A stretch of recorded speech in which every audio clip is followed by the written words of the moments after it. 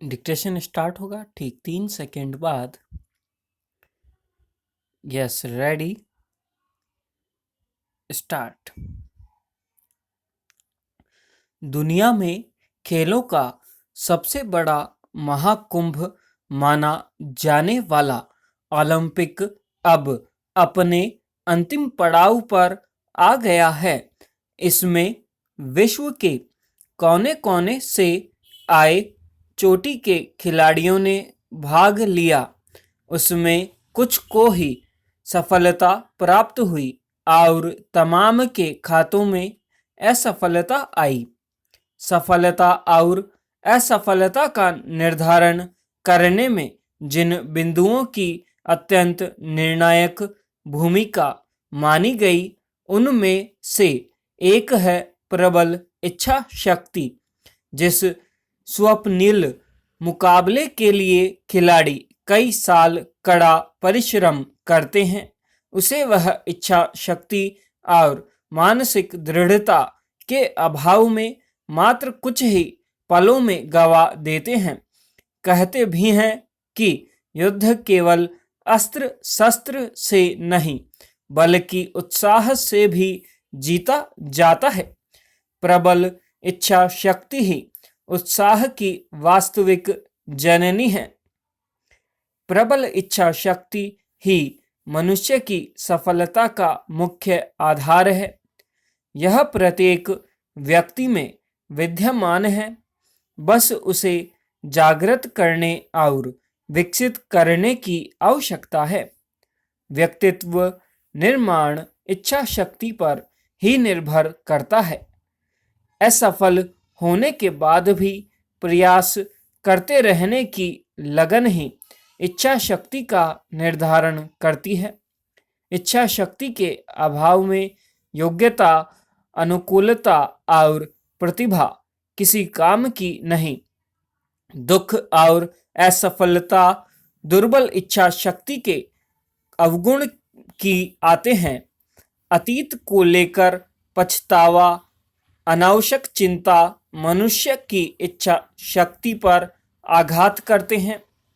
गलतियों पर चिंतन करने और कूढ़ते रहने से ऊर्जा व्यर्थ होती है और हमें अकर्मण्य बना देती है।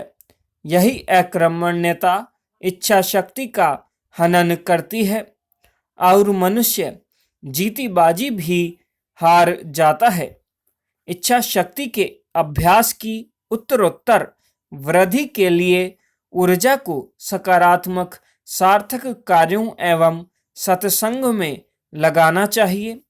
उत्साह, सकारात्मक विचार, व्यवहार एवं अनुशासन व्यक्तित्व को सशक्त बनाते हैं। ये इच्छा शक्ति को संबल प्रदान करते हैं।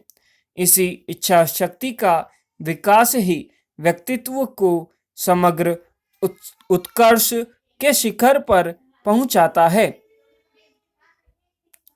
पिछले लगभग 1.5 साल में मनुष्य के चिंतन ने जिस क्षेत्र में सबसे अधिक विचरण किया वह है पारिवारिक जीवन।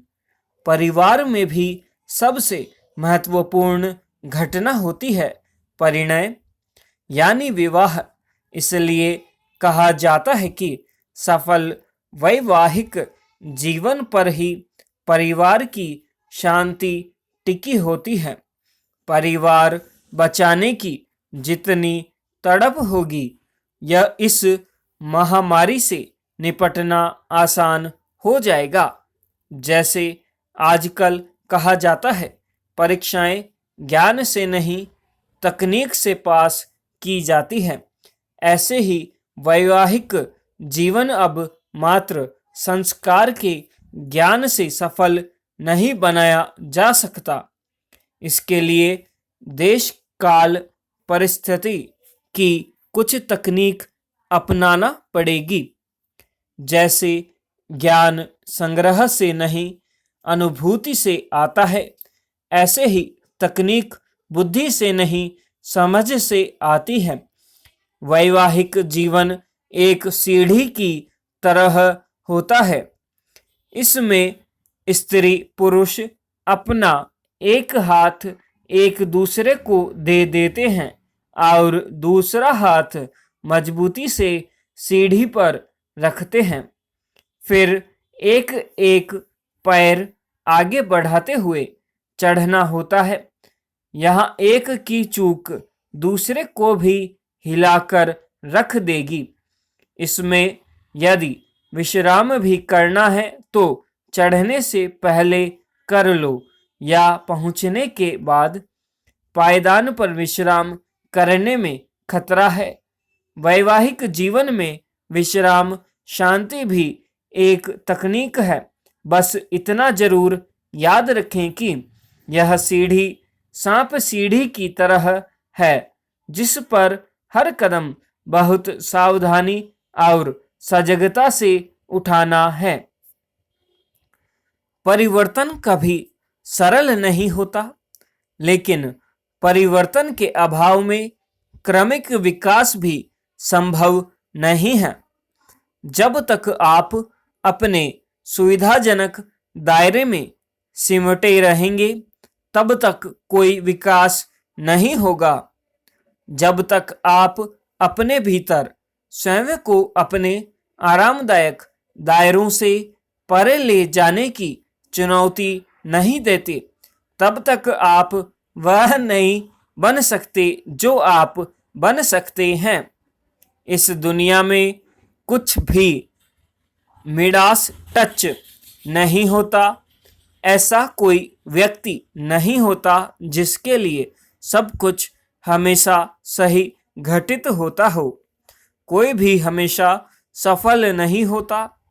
इसी तरह कोई भी व्यक्ति हमेशा के लिए अपनी किस्मत में असफलता लिखवा कर नहीं लाया। सफलता और असफलता, इन दोनों में से कोई भी अंतिम या स्थायी नहीं है। आज की सफलताएं व आज की असफलताएं जीवन की इस लंबी यात्रा में एक कदम भर है। जीवन एक खेल है। अगर आप लंबे समय तक इस खेल को खेलते हैं तो आप इसमें जीत पाएंगे। खेल को बीच में ही न छोड़ें, खेलें, अंत तक खेलें, इसे लंबे समय तक खेलें। धीरे धीरे आप अंतिम रेखा पार कर लेंगे। इसमें निरंतरता मायने रखती है। निरंतरता ही महानता की विशिष्टता है। कोई भी व्यक्ति यदा कदा महानता का कार्य कर सकता है। सही मायनों में इन व्यक्तियों को महान कहते हैं जो निरंतर महान कार्य कर सकते हैं। आप आम के वृक्ष के नीचे खड़े होकर संतरे खाने की अपेक्षा नहीं रख सकते। यह तो और भी मूर्खतापूर्ण होगा कि आप आम के वृक्ष पर दोषारोपण करो कि वह आपकी अपेक्षा पूरी नहीं कर रहा। इसलिए या तो वृक्ष के अनुसार अपनी अपेक्षाएं बदल डालो अथवा ऐसा वृक्ष खोज लो जो आपकी अपेक्षाओं पर खरा उतर सके। संसार से जो भी अपेक्षाएं रखते हो उन्हें अपनी ओर मोड़ दो।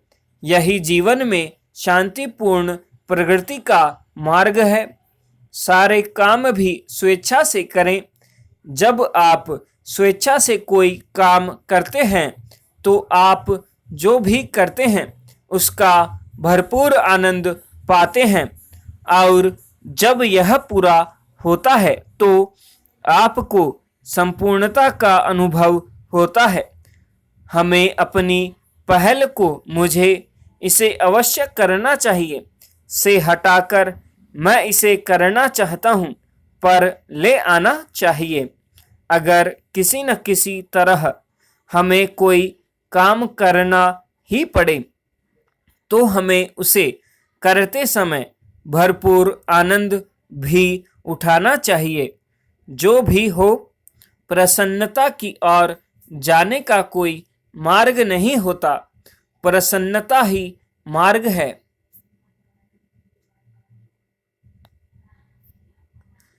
उत्तर प्रदेश की भर्ती परीक्षाओं पर साल भर गिरोह किस तरह आंख गड़ाए बैठे होते हैं? प्रशिक्षित स्नातक शिक्षक परीक्षा इसका उदाहरण है। उत्तर प्रदेश माध्यमिक शिक्षा सेवा चयन बोर्ड ने पहली बार इतने बड़े स्तर पर टीजीटी और पीजीटी की परीक्षा कराई है, जिसमें 15,000 से अधिक पद हैं।